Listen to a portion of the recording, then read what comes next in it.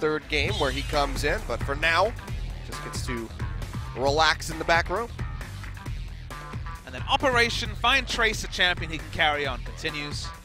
The Nara was fine, but just was never really going to think to the next step. He's not a player that applies great lane pressure, and you're against the best top laner in the league, so that's awkward. It'll probably continue to have not much success. I wonder what the second ban will be for ROX. Shen already off the board.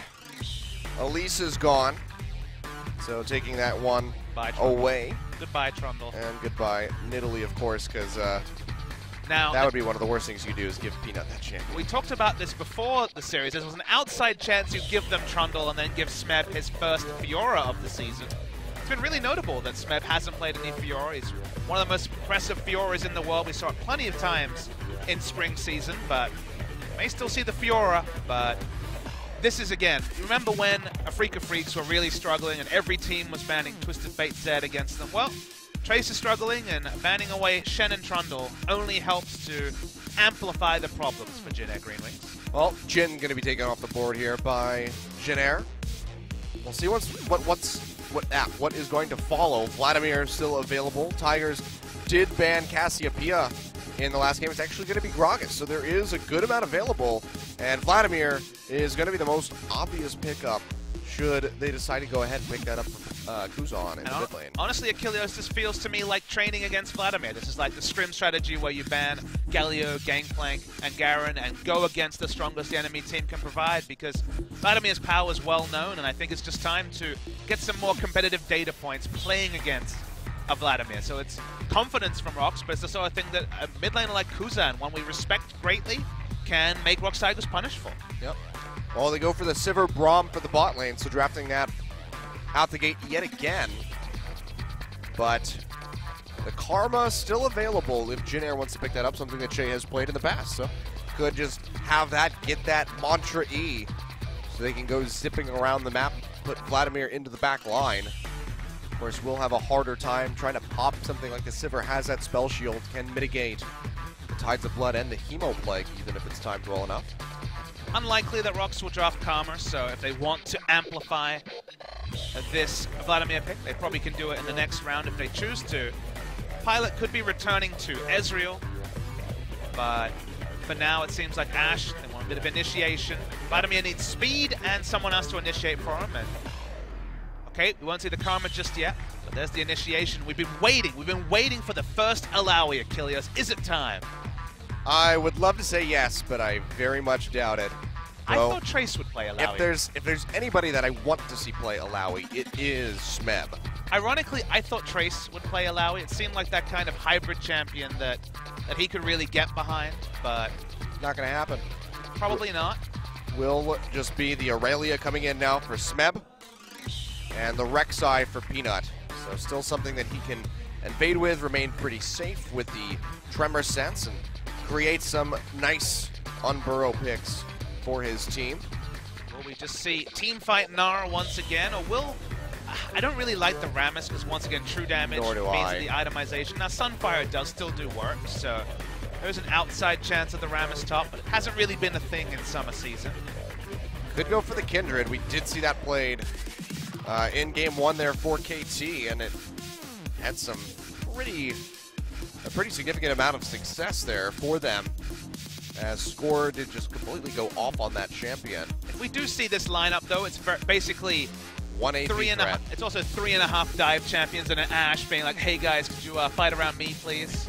So there's a possibility that they're gonna lock it. The Kindred will play next to the Ashe, but this is a dive comp from Jin Air in team fights and an Ashe to initiate them. Whereas on the side of ROX, we will see actually the Cassiopeia locked in. So okay. Gonna go for that punishing lane matchup. Now it's worth noting that Fly wasn't able to make Faker really bleed at all in this matchup. So let's see if Cry can do better against Kuzan. That is going to be the big one to keep our eyes on here. Whether or not he's going to change that summoner spell, yet to be seen. Still has the cleanse at the moment. Not going to do a whole lot for him outside of cleansing the knockups. Well, it will cleanse the Ashe Arrow. The Ashe Arrow is the big one. I mean, there is potential there for the Gnar stun.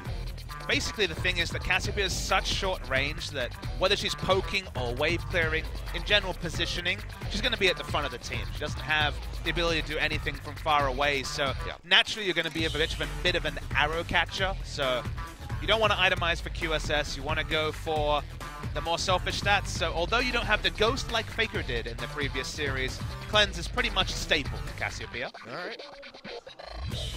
Well, Trace doing okay early on in that game, but then suffering heavily in the CS discrepancy, as Smeb was able to get about 50 CS up on him fairly early into the game. We'll see if he's going to have any better luck this time around.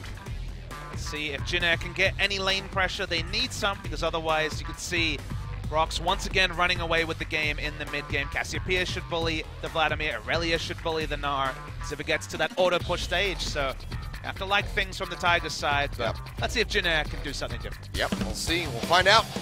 ROX can close out with a 2-0. If Jin Air fires back, let's go ahead and get right into game 2.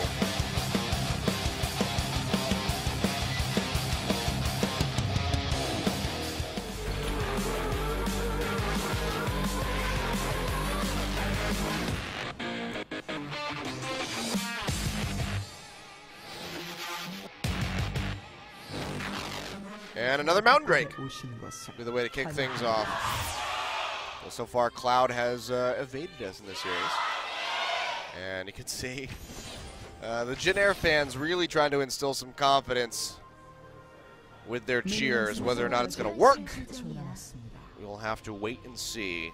If they lose this second game at Kilios, that would mean that in their last 10, they will be 1 in 10, so 1 and 9. The only team in the league with a worse record than that, unfortunately, is Longzhu. Yeah. 0 and 10 in their last 10.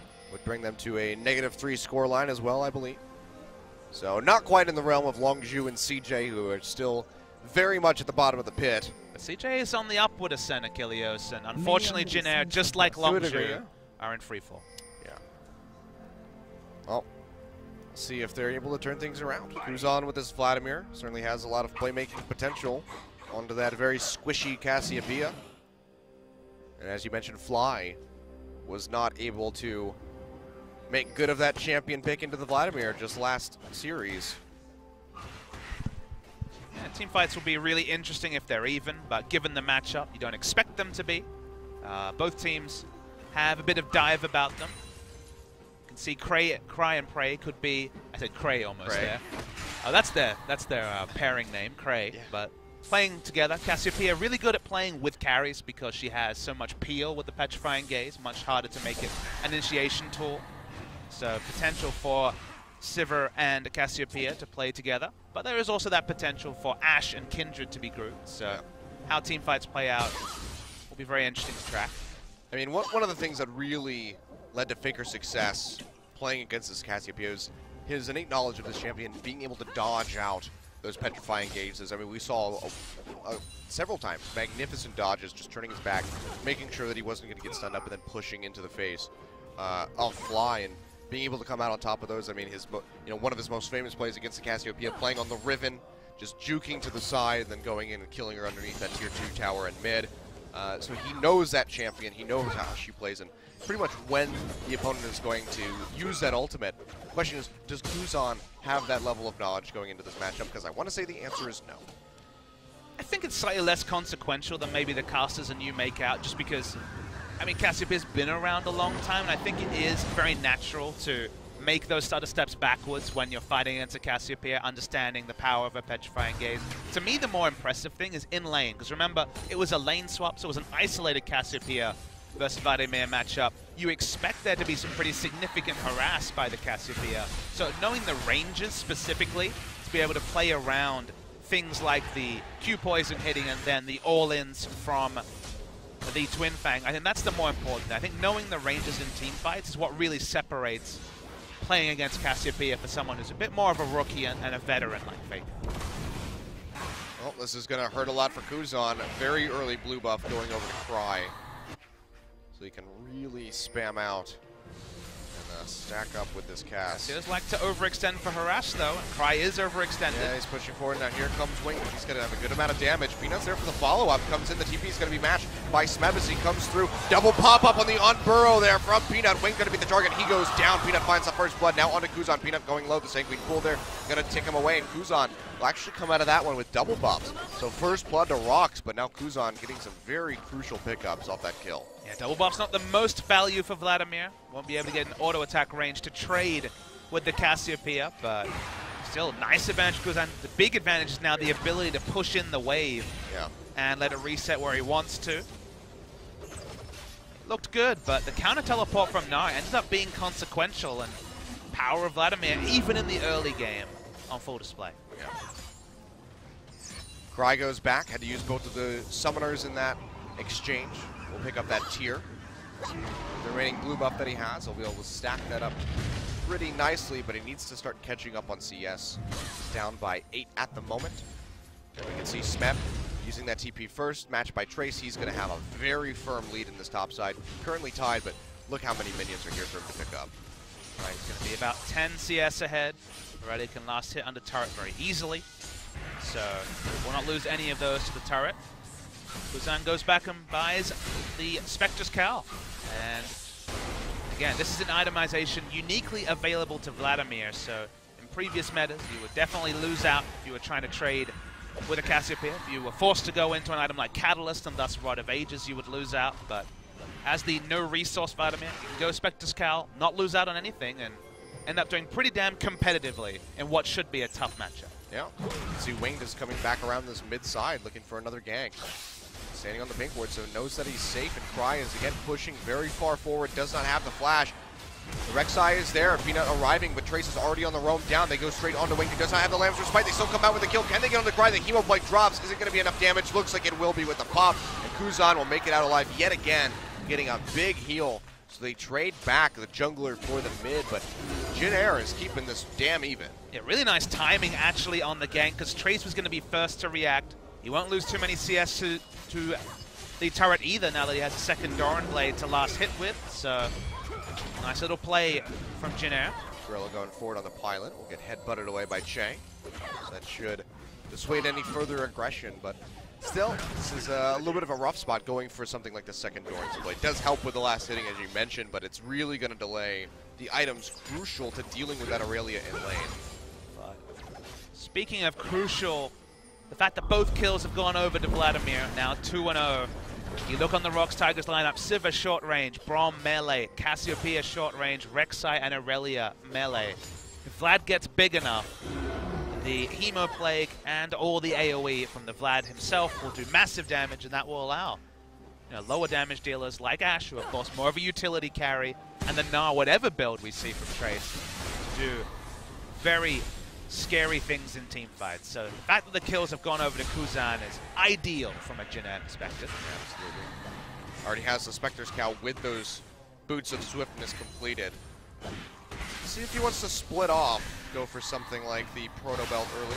See though Kuzan pushing forward, the Miasma cutting him off, Peanut comes through. Flash is not available, but he has a Sanguine Pull, and that will take him to safety. Pretty low value there. Unless you open with the Petrifying Gaze, I don't think there's ever going to be enough damage to be able to truly chase down this Vladimir. So think about what this comp does do, and ROX do take Baron very quickly. So around 20 minutes, I want to see Jin Air establish vision. They have control of mid lane pressure. They have Gnar very competitive in the top lane, so 20-minute Baron sneak, definitely a real possibility for ROX. Well, we saw how quickly they took it in that last game. Granted, they did have double Mountain Drake at the time, but Mountain Drake, of course, what's kicking us off. So if they can net that for themselves, that the possibility of that very early Baron goes up significantly. And Peanut looks like he wants another repeat gank. Miasma just keeping Kuzan in here. Can he? Oh, the Petrifying Gaze. Gonna whiff. So unfortunate, and Peanut just wasting a little bit more time roaming around the mid. Still has that CS advantage over top of Wing, so he's not suffering too much. I just think it's low value pathing. Oh yeah, just for sure. Because You're not Petrifying Gaze doesn't do that. It doesn't initiate fights unless the enemy team wants to dive you. And the Vladimir is in such a comfortable spot that there's no upside in making a move like that. So barring a massive mistake from Kuzan, not realistically going to get that initiate. But I guess you could go for a crazy flash play, but Cry didn't even have flash available at the time. So there's no real need. That Cassiopeia farm up. And of course, you can't even get really enough damage in to send the Vlad back. He's backing of his own admission here. He has a very comfortable lead in the CS and wants to get that Kindle gem in. But of course, you know, you go in, you get a little bit of damage, you can just sit underneath that turret with the transfusion and get himself back up to full. This does give a little bit of an opportunity for Cry to close the gap, but you see Kuzan still getting back in time to pick up the majority of that wave, so he's still going to be stretching a decent lead as he encroaches on 20 CS up. Wing just standing on a ward, so Peanut spotted. both teams' junglers were standing on a ward, so very unlikely that anything will come of this. Well, Genera really fully committing to this one. They see Peanut and they're just waiting for it. So both teams ignorant to the fact that they are spotted out completely. Peanut at least has the thought that he could have gone up to do the Gromp. I mean, both teams are there for the counter gank, which is hilarious. Yep. Oh boy, Gage comes out. The air knock going to connect on the Gorilla, throws out that Glacial Fissure. Frey gets engaged on, double knock up there by Peanut. Frey taking a good chunk of his HP. Meanwhile, up top, Kuzan finds a kill onto Smeb. And down in bottom, Gorilla falls. Cry now arriving, trying to get on the pilot. Will be able to burn him out. Can they find another one? The Lamb's Respite there, keeping Winged alive, but they're able to dive in. Nice Petrifying Gaze to lock him up, and he will fall. That's a double kill going over to the Cassiopeia. Lack of communication between the members of Jin Air. Pilot went away from the turret and away from the Lamb's Respite. Would have still fallen, but potential that there wouldn't have been a second kill. But now... This was the cost up top. Someone had to die, so it ended up being here. But watch Pilot in particular. He clearly doesn't have the communication about the Lamb's Respite coming down, so it goes forward. Yeah. If he had gone backwards, they would have had to DPS down both Winged, and they probably would have wasted some DPS into Pilot. So outside chance that only a single kill would have come through. Yep. And But that now, means Drake as well. yeah, with those kills coming through, they are able to take out the first Mountain Drake of the game. So nicely done by ROX. Still going to be in a little bit of a deficit as far as the CS is concerned.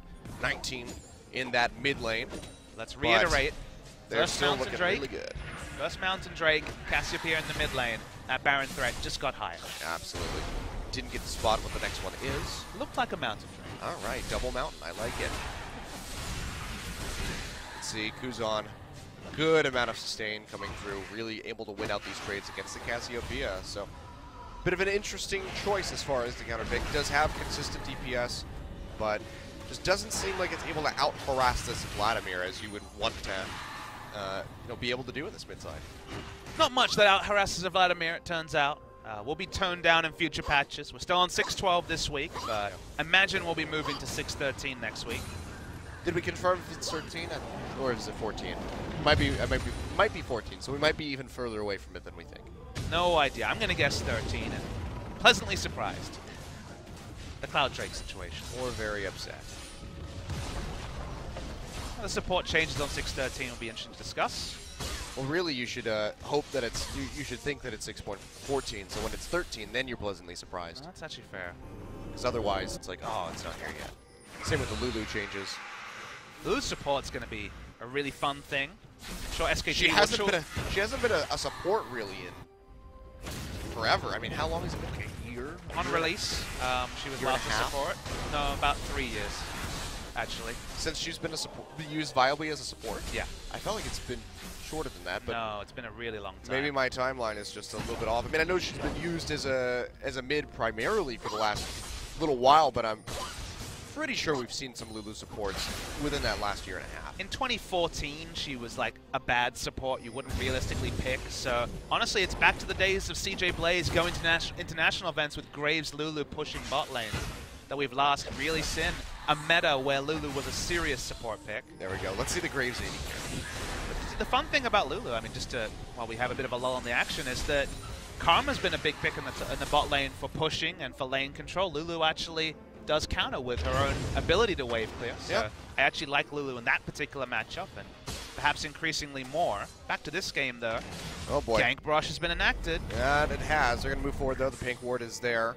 And Cry now in a bad spot, does have that flash and Ghost available. Might have to use this. Che comes in with a flash. I don't know what he was really trying to accomplish. They're going to get this kill either way, but still a massive misplay. Cry tries to flash out and get himself the safety, but it's not going to work out. Gorilla trying to close that distance on the Kuzan, but he's not going to find a Chilling Smite on the Che, though. Slow him up with the Winter's Bite. He will get concussed, and Prey will find the kill. So all in all, it's going to be a support for a mid pick, but that was really sloppy play from Che. Yeah, Jeanette do get a turret in the bottom lane, so they do trade up in terms of objectives. I agree. Che went for a flash headbutt pulverize, was out of range on the pulverize after the flash. So, as you mentioned, just not great on that particular interaction and ended up getting punished by ROX.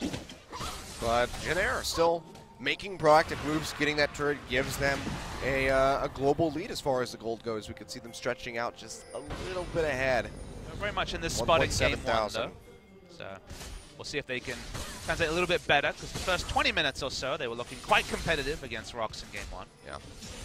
Honestly, the biggest part of this this gold lead is going to be in the mid lane, where Kuzan has gotten 4 out of 5 kills.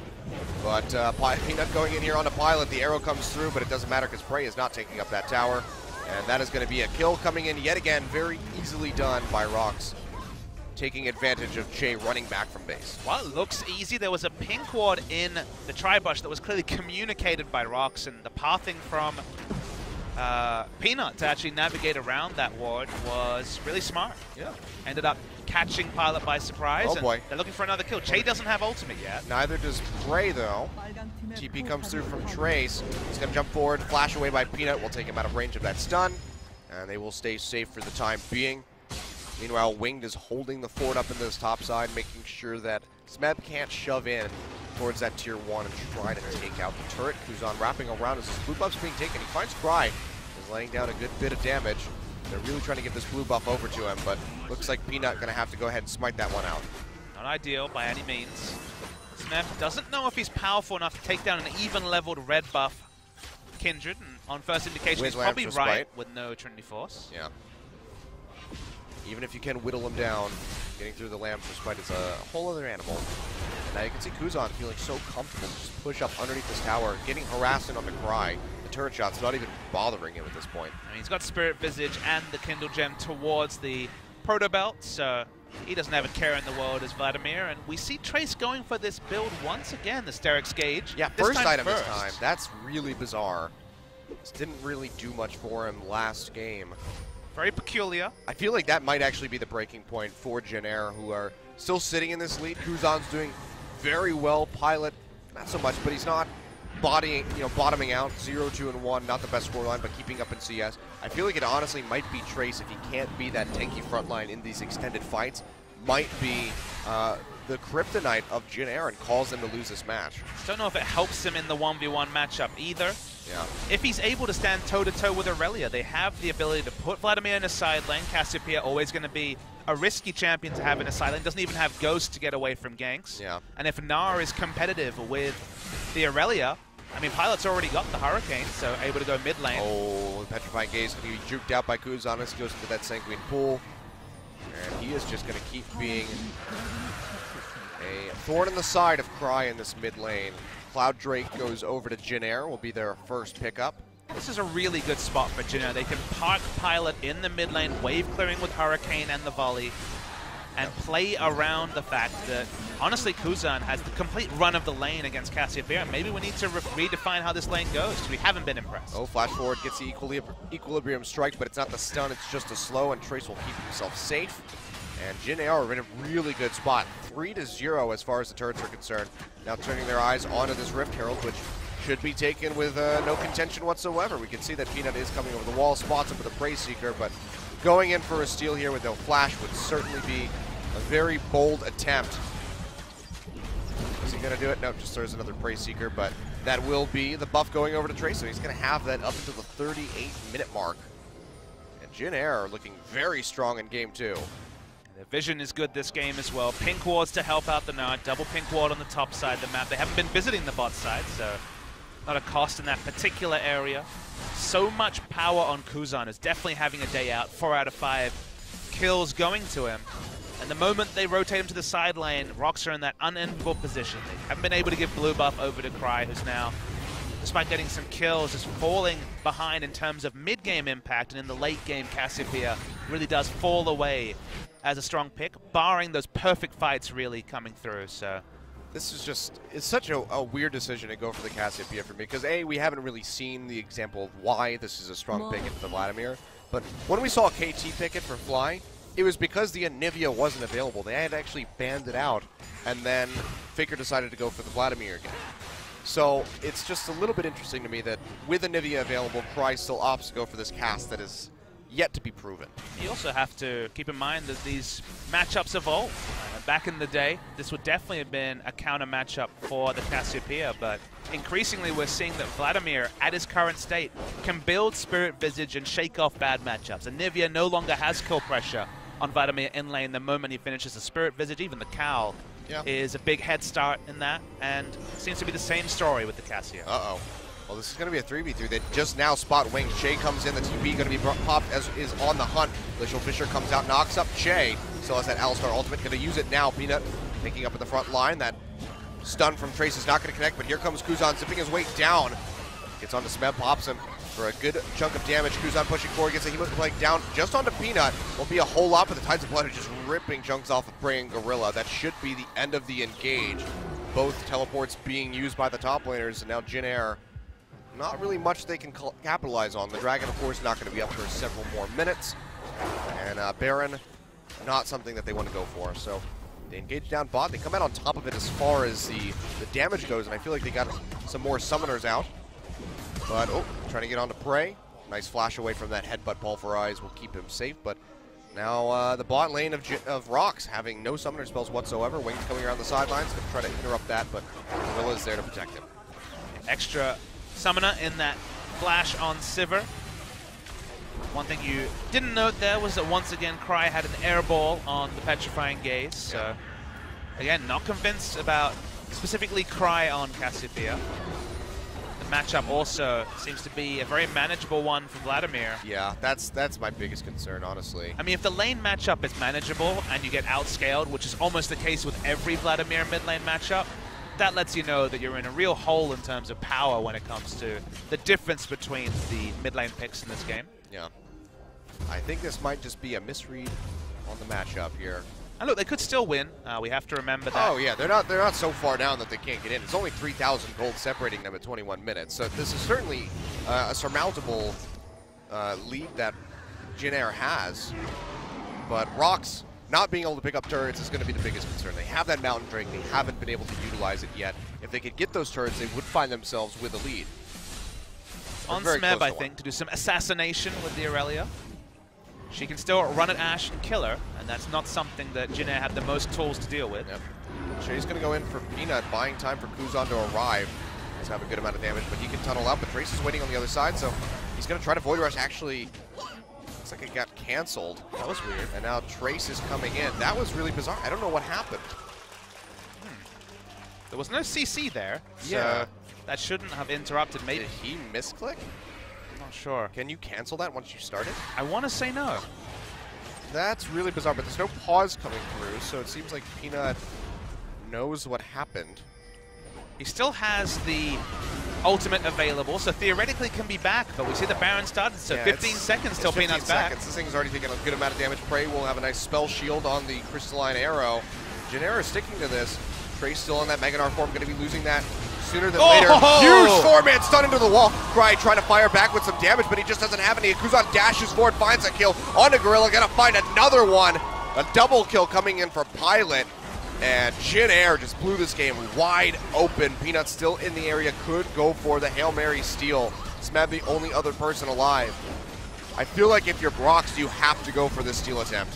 I think Peanut will go for it. He gets interrupted, Jay is just keeping him busy, and he can't get into the pit in time. That's going to be Baron confirmed for Jin Air, not losing a single member in that exchange. Peanut will deny the back, but that's the best that they can do. Yeah, delayed ace for Jin Air, and say what you will about the laning phase from Trace on this Gnar, but this flash Gnar ultimate was amazing. 4-man onto the enemy side. They didn't quite have the Hemoplague first, but it didn't matter. Enough damage coming through from the Gnar, and Kuzan chasing people left, right, and center. This Cassiopeia has contributed nothing for the ROX Tigers. And take a bow, Trace. You made the pick work. All right. Well, you just made up for a good amount of misplays that have occurred in the last couple of weeks. So very nicely done there by Trace. And Jin Air as a whole netting themselves the first Baron of the game here, just 23 minutes in. And now they will get their second Drake, the Mountain, being denied away from ROX. And Jin Air are looking pretty well set. Cloud Drake going to be our fourth one poking up, so it looks like we will just go back and forth, mountain to cloud, mountain to cloud. I just feel like after the first pick, Vlad, ROX didn't really take many tools away from Jin Air, and it didn't really answer the Vlad either. Vlad, very susceptible to disengage. Oh, Peanut going to go in here, try to get on the pilot. Here comes the jump forward by Gorilla. TP going to be coming in here from Trace, but he does not have a Gnar bar. Lambs despite already down, keeping that Ash alive for the time being, but they're just firing out with the twin fangs, and Prey will find the first kill. Winged on the run, Peanut on the hunt, but here comes Kuzan pinching in from the back to get on the Trace. They lock him up, they pop him up, and he should go down, but now Kuzan into the fight, throws down the Hemoplague, will find one onto Gorilla. Prey going to fall as well as Cry. Now Peanut on the run.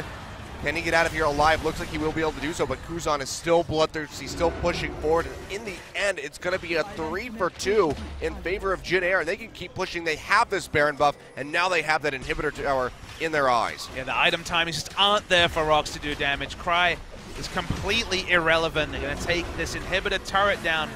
Respawn times is still low. We're only 25 minutes into the game, so they don't quite take the inhibitor. But everything else going well for Jin Air Greenway. Yeah, this is looking so good for them. Pulling the trigger, having Trey show up with no Gnar bar and still coming out on top of that fight in the bottom side. ROX are just scrambling to be able to do anything, and it's just not working.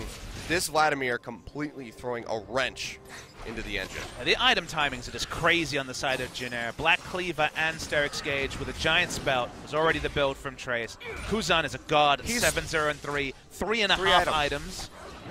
And Pilot's at that spot with Ash with 2 items that you need to itemize armor, but at this point, you need magic resist, you need armor, you need about another 20,000 gold for the ROX Tigers to actually be competitive in fights, and even then, you have to like Jin Air in the 5v5. They didn't go for disengage, they didn't go for a punishing lane matchup, they didn't hold back Kuzan. I think ROX Tigers are gonna have to lick their wounds because I don't really see. Oh boy. Well, Smeb gets caught by the arrow. Can Gorilla stop this one? It's not going to happen. Trace arrives on the sidelines just in case. Now they pop up Gorilla, and he is going to go down almost certainly as Wing jumps forward. There it is. The kill coming through a 2-0. Very easily and cleanly picked up, and that's going to be the inhibitor falling at 26 minutes. Jin Air looking very poised to take this game out. 20 seconds left on the Braum. 28 on Smeb. They might just go for it. They get on to Bray. They lock him up. The Gnar ultimate comes through, and they take him down. Kuzan playing forward into the front lines. Has that Hemo playing on to Cry. Should be able to finish him off, and there it is with a little bit of flair with that Proto Bell. They take him down. The Nexus turrets are going to fall, and Jin Air closing out a game before 27 minutes. What universe are we in? They take out ROX, and they're going to take us to 3 games. I mean, more importantly, Achilleos, Jin Air close out a game. They haven't closed out many games at all in the past 10, so this is a massive season-steadying win for them. And even if they go on to lose the series, they can take a lot of heart in the fact that they return to a lot of the strategies they tried in Game 1. Once again, teamfight Gnar build coming through, going for the Gnar in an unfavorable matchup, but this time they make it work. The Vladimir pick got completely out of hand. ROX could have banned it. They went for a Gragas ban instead. And then they just didn't respect it. They didn't go for disengage. They didn't necessarily punish him in the laning phase. And the moment that Kuzan snowballed, you couldn't handle all the physical damage from the Infinity Edge Hurricane Ash. You couldn't deal with the 4-item Vladimir at 25 minutes into the game. And just, it came to that stage where I looked at the comps and I'm like, what does a team fight that the ROX Tigers win in the next 20 minutes look like? And I didn't have an answer. I don't have one either, but what I can tell you is that Kuzan did a hell of a lot of damage. 21,000 and some change on the board at the end of that.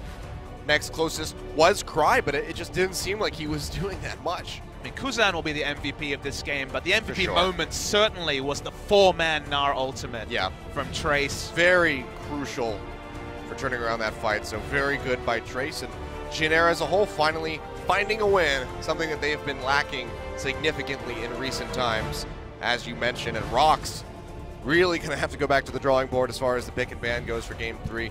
More than likely, banning out the Vladimir, and I would say very comfortably not picking up the Cassiopeia again. They'll be on the blue side, but the ROX Tigers deserve a reality check. They were too aggressive in Game 1, then they turned on the style. In Game 2, they were disrespectful in pick ban. They made their mistakes. They were punished by Jin Air, showing signs of why they have been a top team throughout this season. And it's good to see them pick up a win. That it is. Well, we'll see if Jin Air can close this out or if ROX is going to take the win when we come back. Got a feeling